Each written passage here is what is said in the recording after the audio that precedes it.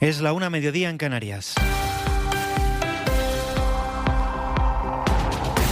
CaixaBank acaba de poner cifras a los despidos que plantea después de la integración de Bankia bajo su marca. Son más de 8.000, 1 de cada 5 empleados, a lo que se va a sumar el cierre de más de 1 millar de oficinas. Amplía Jordi Fábrega. La propuesta es la reducción de 8.291 empleos, un 18% de los 46.000 trabajadores que tiene CaixaBank tras la fusión con Bankia, y cerrar 1.534 oficinas, lo que representa el 27% de las oficinas que tiene el banco. Estas son las cifras que ha puesto sobre la mesa de los sindicatos esta mañana, argumentando que hay que acometer esta reducción de empleo y oficinas por las duplicidades, por el contexto de baja rentabilidad y porque la digitalización está reduciendo el uso de las oficinas. CaixaBank asegura que planteará el ajuste con medidas lo menos traumáticas posibles. Sus dirigentes se marcaron como objetivo tener un acuerdo sobre este ajuste antes del verano. Es lo último. Por lo demás, Pedro Sánchez está en Andorra, sede de la Cumbre Iberoamericana, donde va a anunciar la intención de España de poner vacunas a disposición de los países latinoamericanos en cuanto se complete el plan de vacunación en el nuestro. Desde Andorra informa Nieves Goicoechea. Buenas tardes. Buenas tardes. Pedro Sánchez anunciará mañana durante la cumbre que España enviará vacunas a los países más afectados por la pandemia en Latinoamérica cuando acabe el proceso de vacunación de los españoles, según fuentes de Moncloa. El entorno de Sánchez asegura a la SER que han contratado muchas más vacunas de las que serían necesarias en España y por ello tienen previsto, en coordinación con la Unión Europea, enviarlas a Latinoamérica como muestra de solidaridad. Estos países son una prioridad para el gobierno español, aseguran estas fuentes. Esta cumbre, que inaugura el Rey, se celebra de forma semipresencial en Andorra y habrá dos ausencias destacadas: Nicolás Maduro y el líder cubano Miguel Díaz-Canel. Está en marcha hasta ahora la rueda de prensa posterior al Consejo de Ministros. De momento acaba de hablar el de Justicia, Juan Carlos Campo, de las mayorías para renovar el Poder Judicial.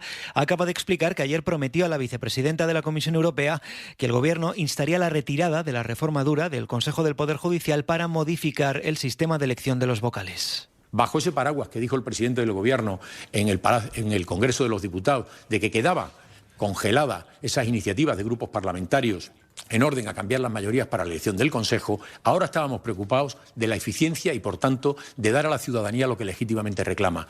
E incluso le dije que para evitar los focos se propondrá a los grupos parlamentarios que lo propusieron que incluso lo retiren para los efectos de ya no dar pábulo a ni más, porque el interés está puesto en la eficiencia, en la eficiencia y en la eficiencia.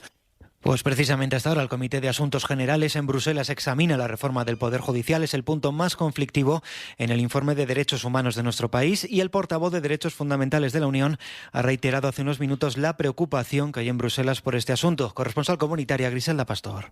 Los secretarios de Estado de Asuntos Europeos se analizan el problema de la reforma del Consejo General. Para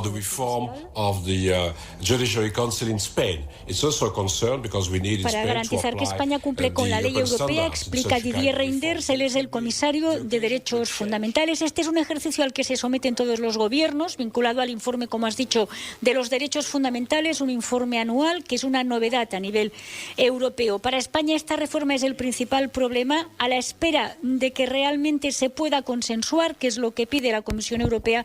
De momento, el organismo comunitario admite la reducción de poderes del Consejo por la caducidad de los mandatos, aunque dando por hecho que esto es estrictamente temporal.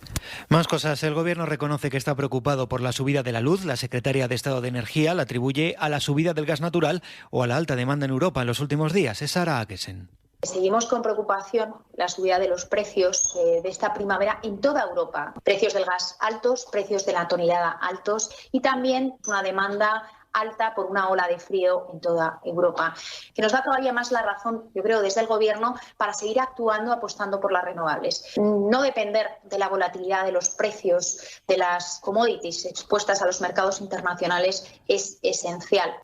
Y un asunto más antes del deporte. Técnicos de la Oficina del Defensor del Pueblo han vuelto a realizar una serie de inspecciones en los centros de acogida de migrantes de Canarias. Es la segunda vez que hacen esas visitas no anunciadas, después de las que llevaron a cabo en noviembre, en las que detectaron graves insuficiencias en la atención a las personas más vulnerables. Informa Nicolás Castellano. Los técnicos ya están trabajando en la elaboración del informe definitivo que Fernández Marugán informará próximamente a las Cortes Generales en esta segunda inspección exhaustiva a los centros de retención y acogida de las personas que están llegando a Canarias en pateras. gas. Tras su contundente informe de noviembre, en esta ocasión, los técnicos del Defensor del Pueblo han realizado 14 visitas no anunciadas a distintas instalaciones en 4 islas, destacando los centros más polémicos, como el CATE de Barranco Seco, donde cíclicamente se está superando el periodo legal de retención de 72 horas, o el Centro de las Raíces en Tenerife, señalado por numerosas organizaciones por sus condiciones de hacinamiento.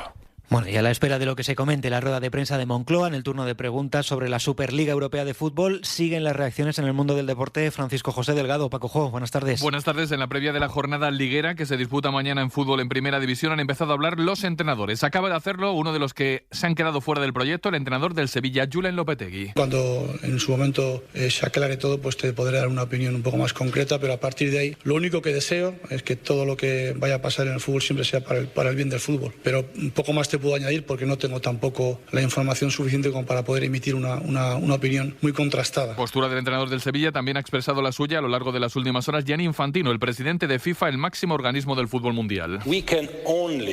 La FIFA está en contra de la creación de una Superliga que es un negocio cerrado, que es una ruptura de las instituciones, de las ligas hasta las instituciones, desde la UEFA hasta la FIFA. Además, en los últimos minutos ha vuelto a manifestarse vía redes sociales el presidente de la Liga, Javier Tebas, que ha dicho: en diciembre de 2020 ya dije que Florentino Pérez estaba muy despistado, ahora está perdido. Y añade, la Superliga no es la solución a los problemas, sino la muerte del fútbol. El presidente del Real Madrid, Florentino Pérez, estará esta noche con Manu Carreño a partir de las 11:30 en El Larguero, en lo que será su primera entrevista radiofónica para hablar del tema. ¡Hora del baño! ¡La hora del baño! ¿Te duchas con o sin esponja? Muy bien. Ahora oigamos esa fórmula. ¿Cuál es el secreto para que un bizcocho salga esponjoso? Dicen que los niños son una esponja a la hora de aprender. No habléis así delante de mi hijo de 9 años. ¿En qué eres tú una esponja? ¡Ah, hola, Bob Esponja! ¿Viste Bob Esponja? Ya puedes dejarnos tus mensajes de voz en el WhatsApp del programa. El 681-016731. Esta noche iluminamos a la esponja en el Faro de la SER. El Faro, con Mara Torres. Cadena SER. Es todo. Sigue la información actualizada en cadenaser.com y desde las 2, la 1 en Canarias, en tiempo de hora 14, con José Antonio Marco.